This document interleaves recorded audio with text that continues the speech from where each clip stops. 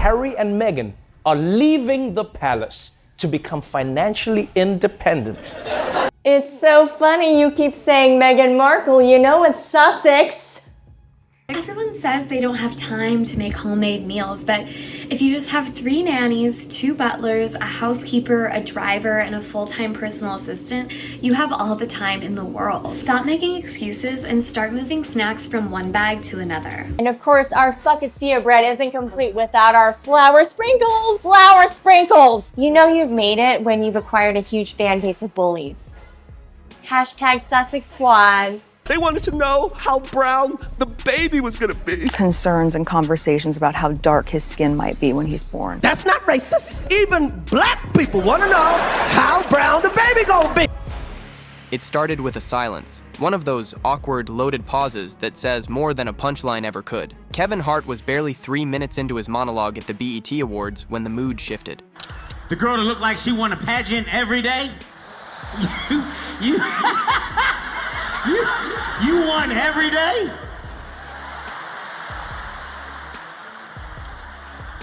Oh, here come Michelle. Here come Miss America. He had already come for Diddy, called him a walking mistrial in Gucci. Then he tossed a jab at Kanye so sharp it made even the front row squirm. But then came the glance, that half-second flick of the eyes toward someone offstage, the quick breath, the smirk that never fully formed. And that's when the room got quiet. There was no joke, no name drop, no obvious dig. But according to dozens of viewers who were in the room, everyone felt it. And some swear they heard it. A muffled line, maybe a mic glitch, maybe an edit, maybe something more deliberate. Before I watched it, I was not a fan of theirs. But now I've actually heard their side of the story, I f***ing hate them. Because just as the audience tensed, right in that moment when people expected the next clapback, Kevin moved on. Too fast, too clean. The rhythm broke, and for a few seconds the whole vibe was off. That's when the murmurs started, a low ripple of confusion. Then someone near the front audibly booed. It was subtle, almost reflexive. Not loud enough to make headlines, at least not yet, but it registered. And if you watch the live feed, it's the kind of moment you might have dismissed. Just a blip, a flicker of tension, the kind of thing award shows are built to smooth over. But backstage, reportedly it was chaos. If you haven't seen the documentary, lucky you. And you see, this is what happens when you bring the first black woman into the royal family. Yeah.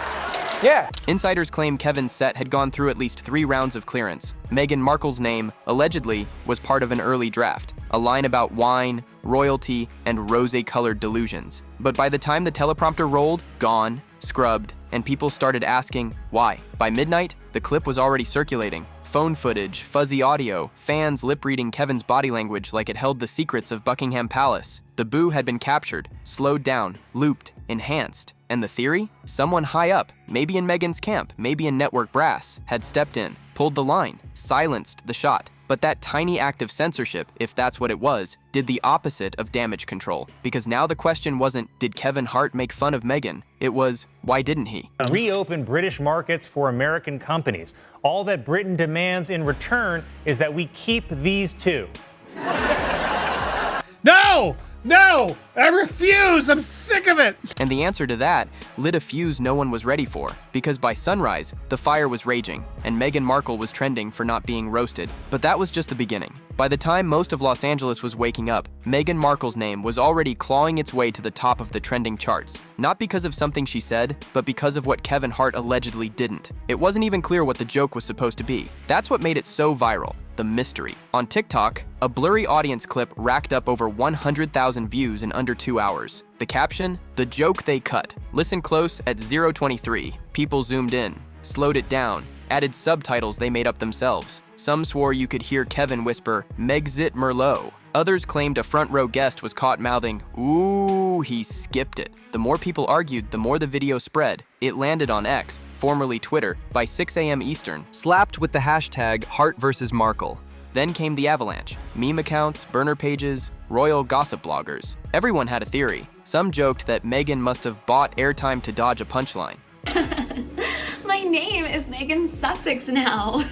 Call me Meghan Markle one more time, Mindy Kaling. Others took it further, accusing the BET producers of bowing to Sussex censorship. Whether true or not didn't seem to matter. The idea was too delicious to ignore. And while the internet feasted, Meghan's team allegedly went into full-blown lockdown. A source familiar with her PR playbook claimed they issued an internal code red at 4 in the morning California time. No statements, no tweets, no acknowledgements, just silence. The same kind of silence that fed the fire. Because when there's no denial, no clapback, no spin, the story fills itself in, and this one was already mutating. Someone reposted the clip with a fabricated voiceover, AI-generated audio, making Kevin say the joke everyone wanted to believe he said. Meghan's wine is just like her titles. Expired. The video blew up. It was fake, obvious, exaggerated, but that didn't matter either. It felt real enough. Meanwhile, a few sharp-eyed users pointed out that the official BET YouTube upload skipped over the awkward beat entirely. A jump cut, a camera pan, the setup,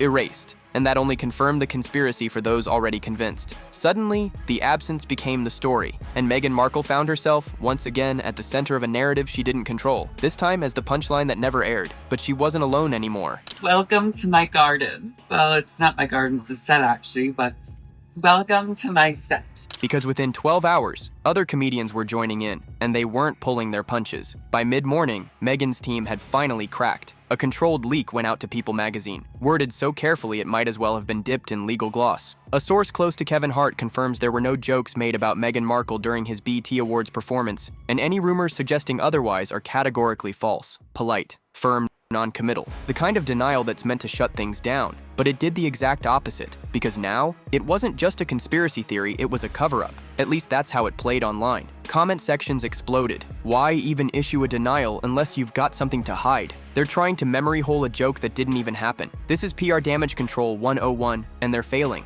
The attempt to kill the story only threw gasoline on it. Takedown requests started flying, first on TikTok, then X, and even YouTube Shorts. Users claimed their videos had been flagged for misinformation or unauthorized event footage, but instead of stopping the spread, it triggered a backlash. Accounts began watermarking the clip like digital war trophies, and the views, they tripled. People wanted the forbidden footage now. It didn't matter if the joke was real, the censorship made it real. And while the internet hunted for proof, late-night writers smelled blood in the water. One former Tonight Show staffer tweeted, "If you cut a Meghan joke, 10 more pop up in its place." Any type of flower arranging is just telling a story. What story do you want to tell?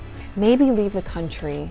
Maybe disown your dad. Be creative with it. Streisand effect, baby. Another added, should have let Kevin say it. Now the whole world thinks he did. Back inside Meghan's orbit, the panic had shifted from denial to diversion. Allegedly, the PR team began pushing a separate narrative that Meghan had no issue with the event and was focused on her philanthropic commitments. But nobody was buying it, not after 2 years of carefully curated image control and tightly timed appearances. And then came the backlash from within. A producer who had worked on one of Meghan's Spotify ventures reposted the clip with a single-word caption, "Oops, no context, no elaboration, just enough shade to spark fresh speculation." Suddenly, the question wasn't about Kevin Hart anymore. It was about who had the power to shut down a joke, and whether Meghan's reach behind the scenes was even deeper than anyone thought. But the comedians weren't scared. In fact, they were just getting started. Because the joke Meghan allegedly dodged, it was about to show up in stand-up sets all over the country. It only took one night for the whispers to become open mic gold. In New York, a stand-up comic at the Comedy Cellar delivered the line flat out, "Meghan Markle's rosé pairs perfectly with public sympathy, both dry and artificially produced." Hey, lowly cameraman, come over here and try some fried chicken. Try the fried chicken. Try the fried chicken. We need to make it look like I actually care about my camera crew. Come get some fried chicken. Act like you're having fun. Act like you're having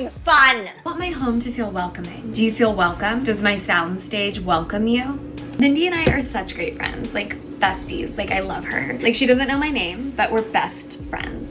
The crowd howled, a few gasped, and someone in the back muttered, "Too soon," just loud enough to make the clip viral. That moment, raw, grainy, shot on a phone, hit X by sunrise. It didn't just trend, it splintered. Comedians reposted it with their own spins, new tags, punchier digs. Suddenly, Meghan wasn't just a duchess. She was a recurring character in a comedy rotation. Colin Jost wasted no time. On Weekend Update, he smiled through the line like it was dipped in honey. The UK just finalized its latest trade deal with the US. As long as we promised to keep Harry and Meghan. It was simple, clean, devastating. The studio audience laughed hard, and then clapped, like they agreed. But it didn't stop there. John Mulaney, back on tour with a Netflix special in the works, slipped a zinger into his Chicago set. "I used to think Prince Harry left the royal family for love. Now I think he just really hates ceremony. And maybe sobriety." the room erupted, and even though he didn't say Meghan's name, everyone knew what he meant. It wasn't about accuracy anymore, it was about appetite. Audiences were hungry for these jabs, and comedians were more than happy to feed them. Why? Because it was finally safe.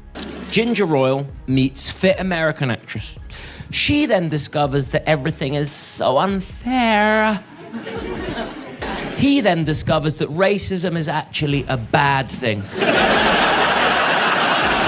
For years, talking about Meghan meant walking a tightrope, tiptoeing around race, royalty, trauma. But this time, the gloves were already off. The audience had booed. The internet had exploded. Kevin Hart's silence had said enough. And in that vacuum, the comedy world stepped in and took the reins. At underground shows in LA, open mic nights in Austin, even improv stages in Toronto, her name kept coming up. Not out of malice, but out of momentum. The joke had been planted, the punchline had been muzzled, and now comedians were reclaiming it, one set at a time. Insiders say even writers at The Daily Show tossed around Sussex material in their Monday pitch meeting. Nothing official, but the tone had shifted. Meghan was no longer off limits, she was relevant. And relevance? That's the fastest track to a monologue. Whether the original Kevin Hart gag ever existed stopped mattering, because now there were dozens, and each one was getting louder. But across the Atlantic, the laughter landed differently, because over in London, things were far less amused and far more calculated. While the comedy circuit reveled in punchlines and standing ovations, the mood across the pond couldn't have been more different. In London, the headlines were colder, sharper, and far more surgical. They were complaining they had to pay for their own security. They were not happy about that. Yeah, they were very worried about their safety, which I get that aspect of things. After 6 episodes, I wanted to attack them. The Daily Mail ran a front-page spread titled, "Duchess of Drama, Why Meghan's PR Machine is Spiraling." The Telegraph didn't mince words either. One columnist wrote, "When laughter turns to pity, public sentiment becomes irreversible." That one cut deep. But the loudest reaction was silence from Kensington Palace. Not a word from Prince William, not a whisper from Princess Kate's camp. And that, in itself, said everything. Because when it comes to royal optics, silence is strategy. According to insiders, William wasn't laughing. Not because he wanted to defend Meghan, but because the Sussex fallout had finally become a liability to the institution. The firm doesn't care about internet trends, but they do care about global perception. And watching an American awards show devolve into a Sussex roast? That wasn't just gossip, that was reputational rot. Royal aides, allegedly, held an emergency briefing the following morning. The agenda? Sussex sentiment drift in Commonwealth media markets. Translation: too many people were tuning out of the fairy tale and tuning into the farce. Meanwhile, British morning shows had a field day. Piers Morgan couldn't resist. When even the woke elite start mocking Meghan, he sneered, "You know the House of Cards is trembling." Other panelists debated whether the Sussexes had crossed some invisible threshold, where the public no longer felt sympathy, just fatigue. And here's where it gets uncomfortable. They might be right, because public opinion in the UK has been shifting for months. And you see, this is what happens when you bring the first black woman into the royal family. Yeah. She looked at Harry and she's like, "You need to get a job. You need a job." Poll after poll shows confidence in the Sussexes plummeting, especially among younger viewers who once saw them as modernizers. The very people Meghan was supposed to resonate with, they're laughing now. And not in a kind way, but the most chilling take came from a former palace staffer, quoted anonymously in The Times. Meghan spent years building a brand around control. Control of narrative, control of imagery, control of access. The moment she became a meme, that control evaporated, that line echoed. Because once the jokes begin, once the public starts laughing at you instead of with you, royal protection crumbles. And if the palace no longer sees you as a threat, they stop shielding you entirely. Which begs the question, if William and Kate aren't defending Meghan anymore, who will? Because back in Hollywood, the brands she once called allies were suddenly quiet. And that silence, it wasn't strategic, it was survival. Behind closed doors in Beverly Hills, the mood had shifted from casual concern to full-scale anxiety. Meghan Markle wasn't just a trending topic anymore, she was a brand risk. And when you're the face of a luxury lifestyle empire, that's the worst possible label you can earn. Insiders say Netflix executives were already spooked by the fallout from her rosé launch. The wine-themed birthday stunt that backfired so badly it turned into a meme within hours. Now, with comedians publicly roasting her and audiences cheering them on, the optics had gone from bad to toxic. A top-level source from a major streaming platform, not Netflix, but close enough to see the internal chatter, allegedly leaked that her upcoming docu-series had already triggered internal debates. Not about canceling, no, but about timing, about minimizing exposure, about whether a mid-autumn rollout would be smarter than the originally planned September push. It's so funny, too, that you keep calling me Meghan. You know, it's Meghan now. People were saying meh. It's not meh. It's pronounced me. The H is silent. Translation: they were worried, because for platforms like Netflix, Meghan isn't just a public figure. She's a calculated investment, a brand asset, but brands are only as powerful as their favorability ratings. And when public sentiment flips, advertisers get skittish fast. And it's not just the streamers feeling the tremors. Rumor has it, one of Meghan's key lifestyle sponsors, linked to her fragrance line, quietly pulled back on a collaborative campaign that was supposed to launch in August. They didn't cancel it outright, but they postponed the social rollouts, stopped briefing influencers, and froze budget allocations. Internally, it was labeled a wait and see. Others followed suit. A fashion house rumored to be negotiating a capsule collection reportedly asked Meghan's team to remove all references to upcoming collaborations from her press kit. No statement, no drama, just a sudden surgical retreat. The reasoning? Too much noise, too much uncertainty, and no way to predict whether this PR storm would fizzle or keep growing. Because that's the real threat here. Not the jokes, not the memes, not even the booze. It's momentum. Bad press isn't new to Meghan, but bad press that turns into mainstream comedy fodder, that's a different beast entirely. It means the media isn't just criticizing her, it's mocking her. And once a brand becomes the butt of a joke, the climb back to credibility is steep, sometimes impossible. That's why insiders say there were urgent meetings across multiple agencies. Meghan's image wasn't just bruised, it was teetering. The narrative had slipped out of her hands, and the people who once built her mythos were now drafting contingency plans. Because when corporations start seeing you as unstable ground, they walk away, quietly, professionally, completely. And that's exactly what some of her closest allies were about to do next. They didn't release statements. They didn't unfollow. They didn't delete old photos or shade her in captions. No, this wasn't some dramatic celebrity friend break. This was something colder, cleaner, calculated silence. Why does Meghan Markle make her own pretzel bags? They don't know why. That's interesting. She takes it from one bag and puts it in another bag. Another bag. And that confuses people. The first clue came when Tyler Perry, Meghan's once labeled guardian angel, was asked about her during a red carpet interview. The reporter tossed a softball, something about resilience, comeback stories, the usual PR fluff. Tyler smiled politely, nodded, gave a generic answer about strong women and people learning from setbacks, but he didn't say her name, not once. That's when the room shifted, because this was the man who lent her his mansion, gave her security, held space for her when the rest of the world turned. And now he was dodging like a White House press secretary during a scandal week. Then came Oprah, not a word. This is the same Oprah who gave Meghan and Harry one of the most watched interviews of the decade, the one who launched their entire post-royal narrative, who framed their exit as a rebirth, not a retreat. And yet, radio silence, not even a tweet of support, no comment when asked. No whisper from her team, nothing. And when Serena Williams posted her 4th of July family slideshow, Meghan was nowhere to be found. That might not seem like much, until you remember Meghan used to appear in every major Serena milestone. Baby showers, weddings, brand launches. Now, it's like she was never there. A source close to one of these A-list names claimed the shift wasn't personal, it was protective. Nobody wants to get dragged into a firestorm, the insider explained. They still care about her, but their teams are watching this PR spiral and saying, don't get involved, don't touch it. Because when the public turns on someone, it doesn't just hit them, it splashes. Anyone nearby gets caught in the backlash. And right now, Meghan's brand isn't just sinking, it's pulling lifeboats down with it. Even lesser-known allies are distancing themselves. A stylist who once called Meghan her forever muse quietly removed all photos of her from Instagram. A photographer who shot the infamous California backyard spread hasn't worked with her since. People are stepping back, not with malice, but with survival instinct. They won't let me call myself Her Royal Highness anymore, but I'm gonna put it all over my stationery and on the gifts that I give to my friends. The beginning of that clip where she's like, oh my God,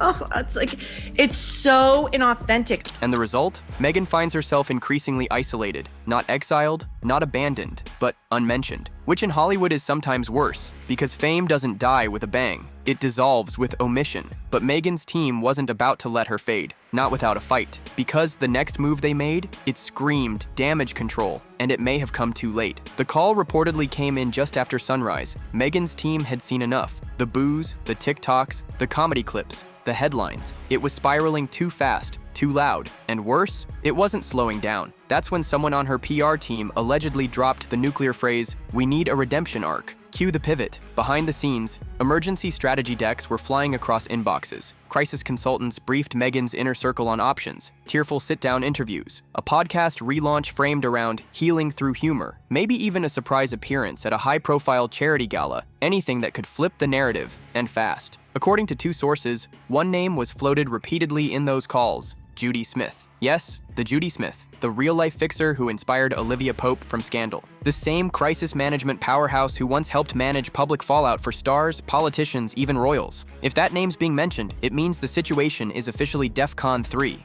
Whether Judy ever got involved is unclear, but the mere rumor that Meghan's team considered her sent industry insiders into a frenzy, because it signaled something crucial. Meghan wasn't just trying to survive the roast, she was preparing for a total image reboot. First step, humanize the brand. Is this a wrinkle I see in my blouse? Who the f ironed this? I told you to iron this shirt 10 times. It looks like you only ironed it 9. Rumor has it, her PR firm drafted an emotional reset plan centered on motherhood, mental health, and misunderstood intentions. They wanted to recapture the vulnerability that once made the public lean in. Think dim lighting, a single tear, and the words, "I was never trying to hurt anyone." Second step, outshine the scandal. One idea allegedly gaining traction was a global charity push, fronted by Meghan alone. No Harry, no royal shade, just the Duchess in humanitarian mode, visiting children's hospitals, food banks, maybe even flying overseas. The goal? Make the headlines so heartwarming that critics look cruel for mocking her. And then came the podcast pitch. Sources claim she was urged to record a surprise bonus episode, addressing the comedy backlash head-on,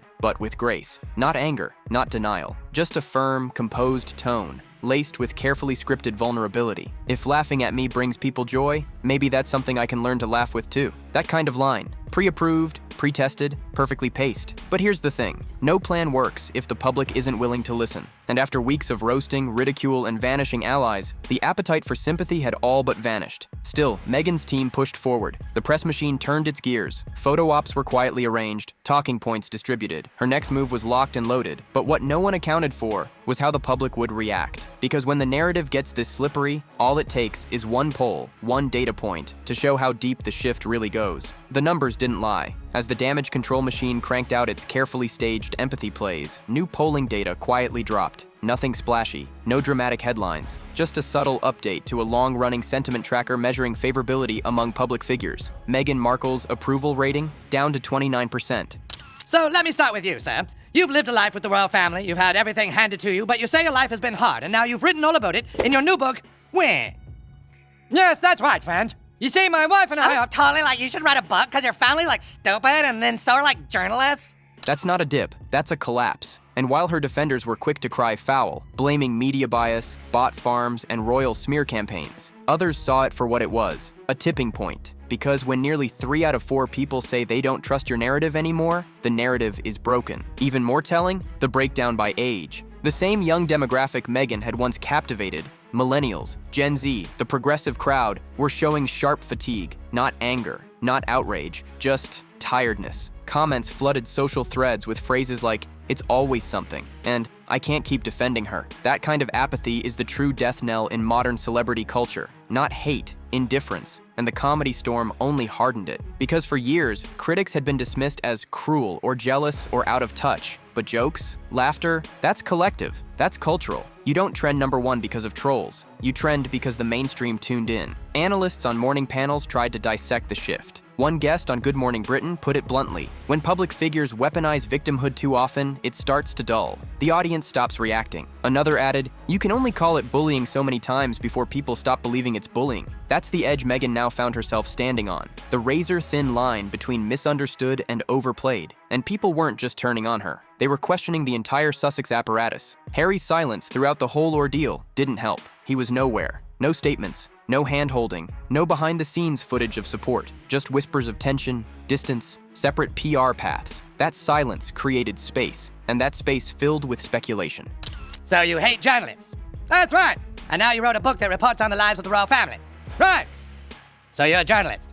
Is the brand fractured? Is the fairy tale finally over? Still, some fans held the line. arguing that Meghan's intentions had always been good, that she was just caught in another media cycle with no off-ramp. But even they sounded exhausted. "I love her," one longtime fan wrote, "but maybe it's time for her to step back. Because when the memes outweigh the messages, when the laughter drowns out the legacy, when the crowd stops caring whether you speak, that's not just a PR crisis, that's the end of a chapter." And yet, one final spotlight looms on the calendar, a moment already locked in, non-refundable, and ticking toward impact. Because in just days, Meghan is set to walk on stage again. The invitation had already gone out. The guest list had already been finalized. The security teams were booked. The camera crews locked in, and the press release is scheduled. Meghan Markle is set to give the keynote speech at a high-profile Beverly Hills charity gala next week, a black tie fundraiser for childhood literacy hosted by one of LA's most elite foundations. There's no backing out now, and here's the thing. Everyone knows it. This isn't just another red carpet.